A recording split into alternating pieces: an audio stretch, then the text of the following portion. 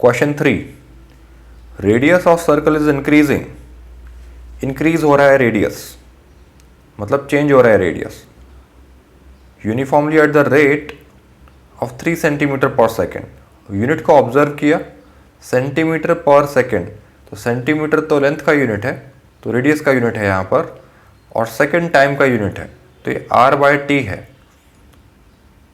Unit को observe करके हमने देखा कि rate of change of radius दिया है विद रिस्पेक्ट टू टाइम, तो dr/dt हमें गिवन है 3 centimetre.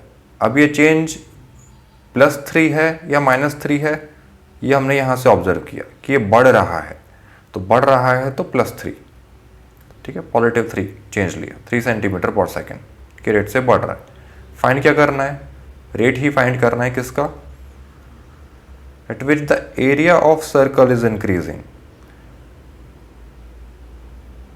When the radius is 10 centimetre. तो let area of circle is capital A, ठीक है। तो वी हैव टू फाइंड क्या करने को बोला गया है, rate of change of area with respect to time. उन्होंने ये पूछा है कि कितना तेजी से एरिया बढ़ रहा है, तो हम टाइम के रेस्पेक्ट में ही बता रहे हैं, ठीक है। तो dA/dt, we know that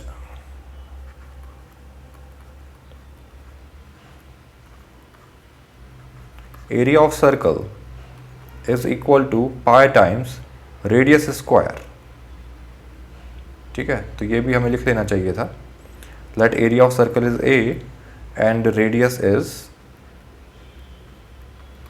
r, तो ये भी मेंशन कर लीजिए। तो a इक्वल टू πr² हुआ। डिफ्रेंशिएट कीजिए दोनों तरफ with respect to time, differentiating both sides with respect to time. आप लैंग्वेज में लिखिएगा, मैंने यहाँ शॉर्ट में सिंबॉलिकली इस तरह से लिख दिया है। तो लेफ्ट हैंड साइड का differentiation d/dt of left hand side यानी d/dt of a is equal to d/dt of pi times radius square. d/dt of a ये तो हमें फाइंड करना है, is equal to pi into r², constant है pi, multiplication में है इसलिए डिफ्रेंसिएशन से बाहर निकाला जा सकता है। तो pi into d/dt of r²।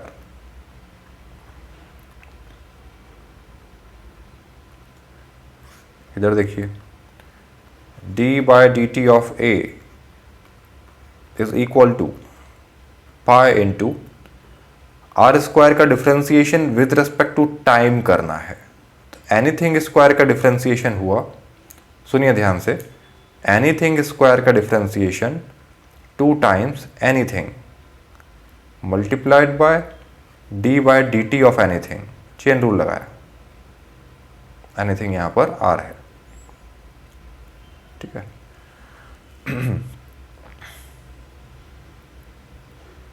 ठीक है,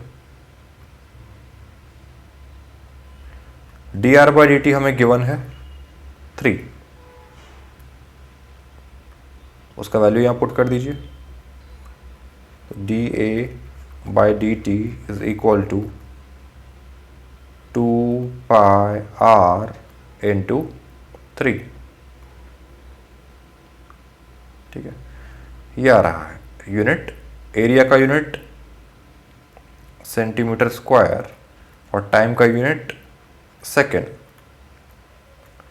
तो ये हुआ 2 3 6 πr सेंटीमीटर स्क्वायर पर सेकेंड। तो ये dA/dt हमने फाइंड कर लिया। अब हमें ये स्पेसिफिक रेडियस के वैल्यू के लिए फाइंड करना है। जब r की वैल्यू 10 सेंटीमीटर है तब dA/dt कितना है ये पूछा गया है। When r is equal to 10 centimetre, तब dA/dt कितना होगा? तो 6 टाइम्स पाई टाइम्स रेडियस की जगह 10 पुट कर दीजिए। तो इस इंस्टेंट पर ये आंसर आएगा 6 इंटू 10 60 60 पाई सेंटीमीटर स्क्वायर पर सेकेंड।